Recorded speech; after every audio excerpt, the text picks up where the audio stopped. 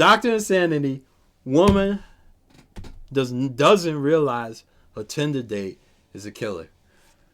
YouTube, remember, if you're watching this, we do this live on Twitch. You can find the link in the description, or if you go to my channel, you can just click the link that I have in my bio on YouTube.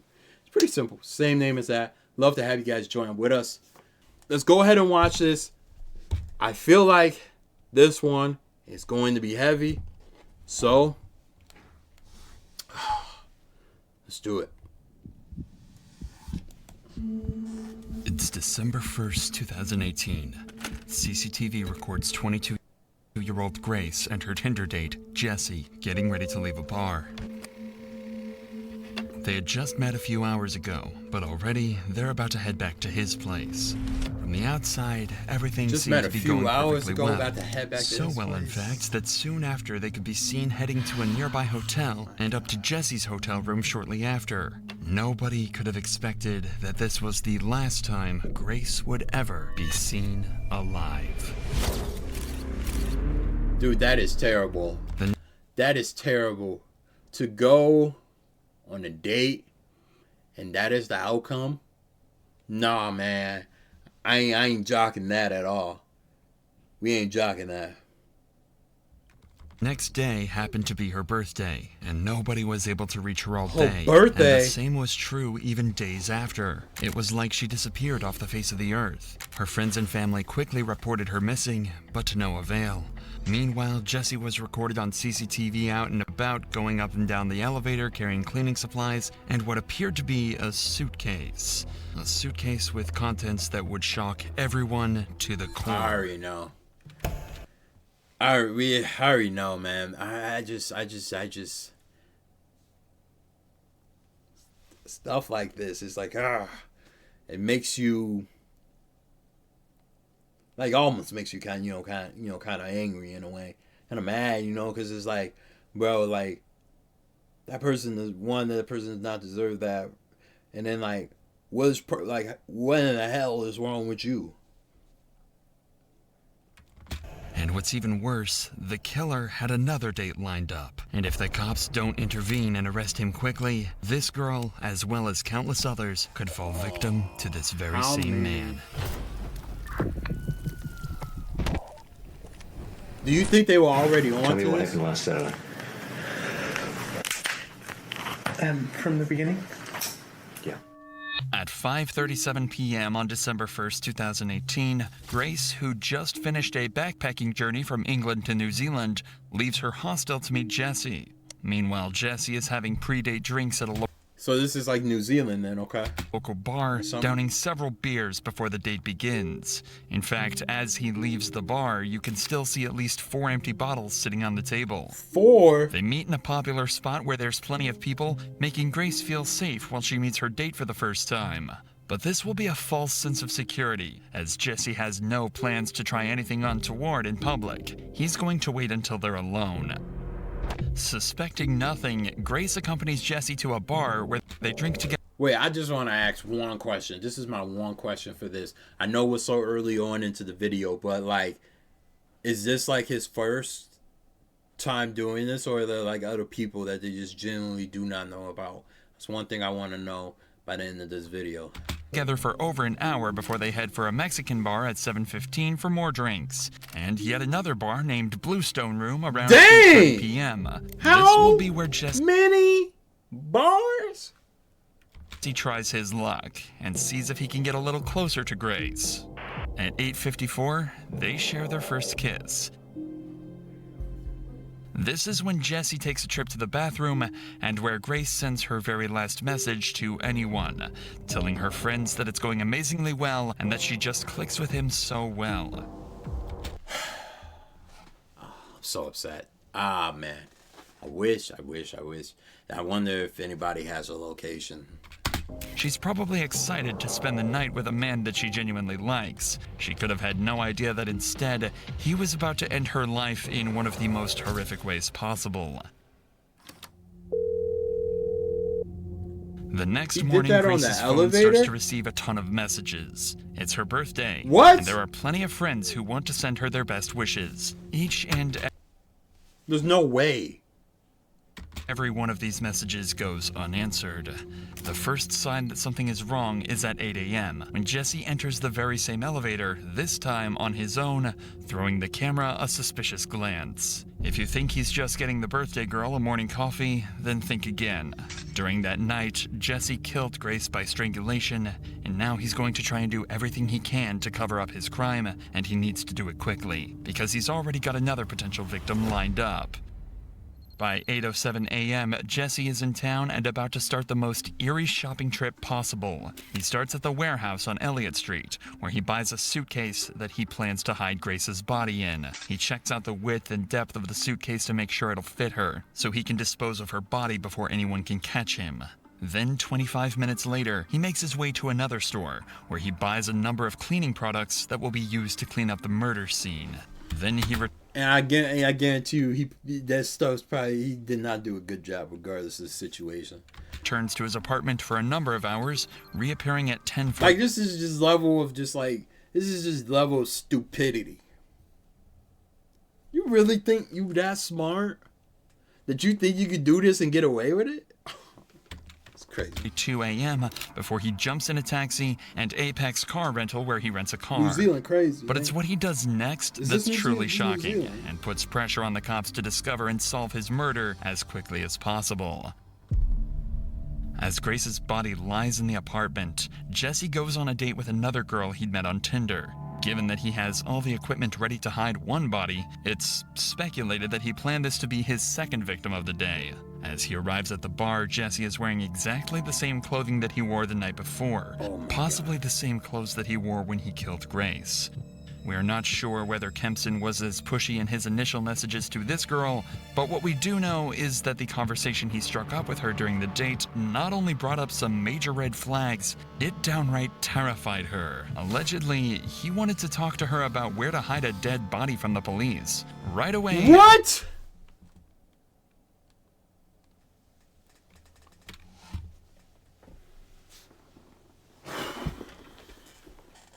I know someone was probably watching this. Like, this is just like absolutely unbelievable.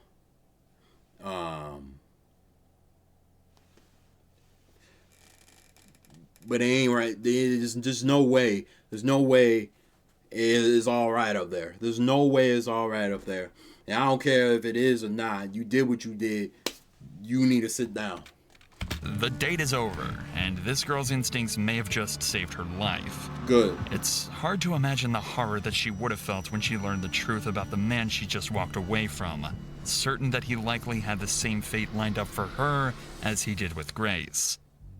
At 8:56 p.m., we can see Jesse carrying a piece of equipment back to his apartment. More precisely, it's a carpet cleaner, and he's going to try and use that carpet cleaner to...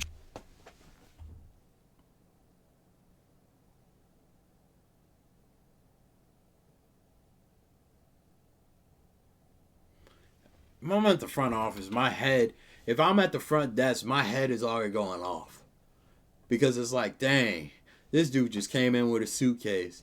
Dang, this dude just came in with a cleaning supplies. But dang, this dude just got on the elevator with a carpet cleaner? Ain't nobody care about no apartment that much. Bro, what? to try and remove any trace of Grace's presence at his Look at this apartment. person in the He's even got elevator. 2 bottles of cleaner in his hand, making sure he's got enough to get the job done. 30 minutes later, and we're greeted with the product of all his hard work. Who's the person in security? Because there ain't no way that they're looking at this. They're like, dang, he coming back on? I saw him come up with one luggage earlier. Now he getting back on with 2, and he's struggling to push it? What's happened to the carpet cleaner? He's about to try and hide the body. He reappears in the elevator with a trolley carrying several luggage bags, one of which is the suitcase that he bought earlier that morning. It's way too heavy to carry, as inside is Grace's dead body. Of course, he can't walk through the streets with this amount of baggage, which is exactly why he hired the rental car. Minutes later, he's loading the rental car with all of the baggage, ready to make the next move in his attempt to cover up this murder, hiding the body in a place he thinks no one will find it. The next morning at 7 a.m., Jesse buys a shovel and heads back to his apartment. There's no way the person, there's no way that there's anybody out there sitting back there on security. Because I swear to God, if he gets on the elevator with a shovel, ain't nobody say nothing, I'm gonna be alright. Where he collects some clothing to take to the dry cleaners, destroying more potential evidence of his crime. But he's not done there, as he stops off at a random trash can, tossing a large trash bag inside. Then Jesse takes his rental car for a deep clean, paying particular attention to the rear of the vehicle, where he had stashed the suitcase containing Grace's body. And with that, his work was done. For the next 2 days, Grace's family and friends go through turmoil. Nobody has heard from her, she hasn't posted on any social media, and she isn't answering either of her 2 phones. Her family report her missing to Auckland police on December 5th. Grace's father, David, even flies to Auckland and makes a heartfelt appeal for his daughter's safe return. Grace has been missing for several days, and as a family, we've been extremely concerned for her welfare. To anybody who has seen, spoken to, or come into contact with Grace, come forward and contact the investigation team. With so much media coverage at the time, Jessie likely saw her father's appeal, and yet the family's pleas went unanswered. But Auckland police are about to use various methods to track Grace's last movements and find their main suspect in her disappearance. They're able to find out she was on a date with a mystery man, and after poring over hours of surveillance footage, they find the last person she was with, and track him back to his apartment. At 3 p.m. on December 5th, the cops turn up at the City Life Hotel, but they almost miss their man, as he eyes them in the lobby when he approaches the front door. Jesse thinks if he casually strolls away, he won't be noticed, but these eagle-eyed cops don't miss a trick and quickly apprehend him before he can make an escape. At this point, the smartest thing for Jesse to do is to own up to his crime, maybe try to play it off as an accident, and face the consequences. But he's not going to do any such thing. His face In the get blurred interrogation out. room, he plans to lie his way out of this, but he's completely unaware that the cops have already seen every move from the night of the murder and have about as much evidence as they could possibly ask for.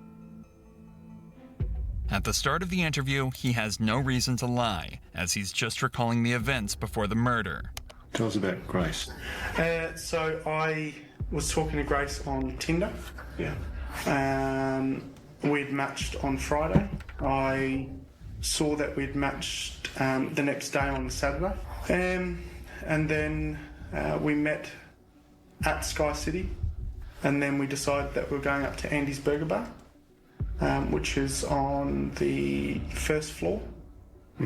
Not long into this interview, Jesse becomes entangled in his first lie, as he claims Grace was the one pushing for a date, when we already know he was the one trying hard to meet Grace in their initial messages. Whose idea was it to go to that particular burger place? Me. Because I didn't initially know that she was real. What do you mean? Well, there's a lot of... So have you heard of catfish? No. So catfishing is where someone uses your profile or uses your photos and pretends to be you and then meets and you're a completely different person. Right. Look at him just trying to... Look, he still think he's smarter. Bro, the fact that they knew who you were, they arrested you and they brought you in. They already know. They already know.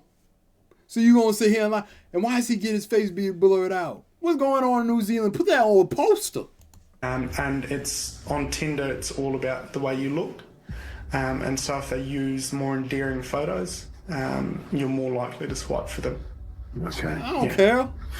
How does meeting in a public place sort of protect you from meeting someone who's not as good looking as... Or there's security there. So if she wasn't who she said she was, Security. at least... She didn't look like her pictures. Get her up out of there. What? Why would you feel? What? In my mind, I'd feel safe. When Jesse is confronted with evidence from surveillance cameras, he continues to lie, digging a hole for himself that he's going to struggle to escape from. No. I go down Victoria Street, straight down to the bottom, and then hang a left, and I head towards the viaduct. You go to the viaduct a bit? Yeah. Yeah. Yep. You've kind of walked in a bit of a funny direction if you were planning to go to the viaduct. Lying. What's the direction I normally go? Yeah. It's I mean, I'm just sort of saying, like, if you were planning to go to the viaduct.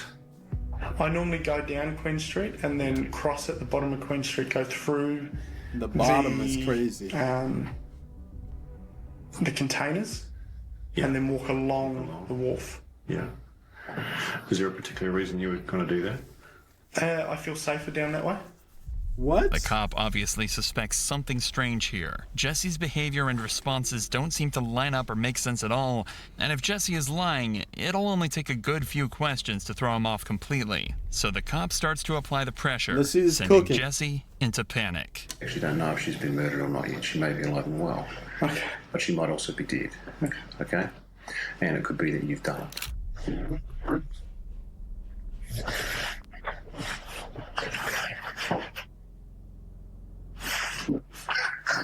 Hey, I just want to ask a question. Am I being arrested for something I didn't do?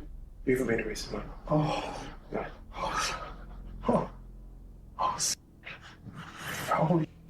He's not being arrested just yet, but Auckland police are convinced Jesse is either behind Grace's disappearance or is at least involved. And the more they investigate this case, the more evidence they find to suggest Jesse is the one responsible. It's not just the surveillance footage that helps solve this case. Remember the new suitcase and cleaning products Jesse bought the morning after? Well, believe it or not, they were all bought on Grace's credit card, as well as an extra night's stay.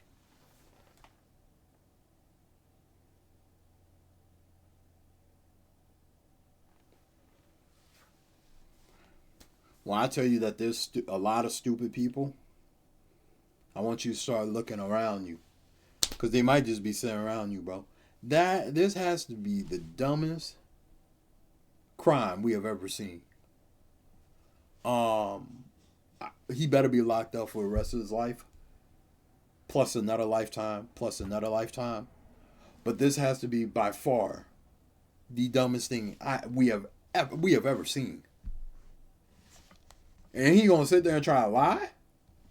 At the City Life Hotel. In fact, it's very possible he paid for his second date on Grace's credit card. An extra day at the hotel should give Jesse time to clean up the mess. But it's going to take more than a carpet cleaner to get rid of the evidence. When police search his apartment, they find traces of Grace's blood. The credit card payments, the witness testimony, cell phone locations placing Grace and Jesse together, and the staggering detail found in the surveillance footage backed their suspect into a corner, and in his second interview on December 7th, they left Jesse no choice but to confess. A confession that would soon lead into one of the most interesting but troubling defenses ever used in court. Started talking to me about 50 Shades of Grey, which is a sex fantasy movie that's out. We started having sex. At first it was just normal. It was very placid. And then she asked me if we could get into bondage. And then all I remember is falling asleep in the shower. I need to stop. I need to go. Would you like some fresh air? Yeah, please. I was in shock and I didn't know what to do. I went downstairs and I was just, I don't know, I was all over the place. I didn't believe what had happened. I was just terrified and scared. I thought that she had gone. I thought she had left. Pathologist, specialist doctor will perform a post-mortem. Yeah. They're very skilled at establishing people's causes of death. Do you understand that? I went to the warehouse at the atrium and bought a suitcase. I went back and I was just in shock because it just didn't seem right. I left to go and get cleaning products. So I messaged a friend and said I'll meet you at Revelry. After finishing drinks with her, I got back to City Life. And all the time I just kept saying I'm sorry. And then I went downstairs and I grabbed the the porter thing. And I put the suitcase on top of the porter thing. I drove the hire car into Wilson's car park and parked it. I woke up the next day at about 5 a.m. and drove the car out to Cumu. At first, I picked up a shovel from ITM at Cumu. I ended up driving towards the Waitakaries. I went into the bush, I dug a hole, I went and got the suitcase and I covered the hole, and then I drove. Where You're a is your sick person. positions? I threw them in the rubbish. Whereabouts? Albert Park, rubbish. Right. So what items of her property have been disposed of in Albert Park? Everything. All of her clothing. Everything that was in the room. Whereabouts did you clean the car? The outside of the car? I think it was in Henderson. I don't know West very well. Okay. And what did you use to clean the car? Water blaster thing from a car cleaning place. Did she have any injuries? Not that I can remember. I was just panicking. Did you inflict any injuries on her that caused her to die? No. Did you kill Grace Mullane? Okay. And you're under arrest for the murder of Grace Mullane on or about the 2nd of December. Okay. You understand? Yep. Did you intend to cause her death? No. Are you ready to take us to where she is? The media called it the Oh, Heskey, no. That is...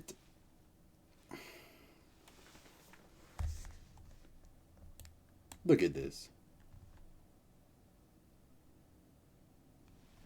50 Shades of Grey defense. The idea is that someone may consent to being harmed during intimacy knowing the dangers involved. If they made no indication to stop, then it would be seen as an accident, and the person responsible shouldn't face a murder charge. But this defense has always been seen as more of a scapegoat, used by lawyers to try and get their defendant off with a lighter sentence, which in this case would be manslaughter. This doesn't change what happened after Grace's death, and the disturbing series of events uncovered during the investigation. From December 1st, the day before the date, all the way to December 7th, cops found Google searches made by Jesse looking for a place to hide the body. He'd also taken photos of Grace's body before and after he packed her into the suitcase. They found Grace's body on December 9th, 2018 in the Waitakere Ranges just outside of Auckland. It was determined that she was strangled and had bruises on her arms and chest consistent with being pinned down. In New Zealand, there is no such thing as first-degree or second-degree murder. All charges are treated the same, carrying a life sentence. That meant there was no investigation into the premeditation. All that mattered was if Jesse killed her or not. It was that simple. Damn. Jesse maintained his innocence, but was eventually found guilty. And on February 21st, 2020, he was sentenced to life in prison with a minimum non-parole period of 17 years. After his trial, 2 more women came forward and claimed Jesse had assaulted them after they met him on Tinder. He was found guilty on those charges as well, adding another 11 years to life added to his sentence. Thank God they got that dude up out of the streets, bro. That dude up out of here, bro. That is crazy, bro. And he tried to lie about it. Like he was slick. That dude was not slick, bro. Get him up out of here.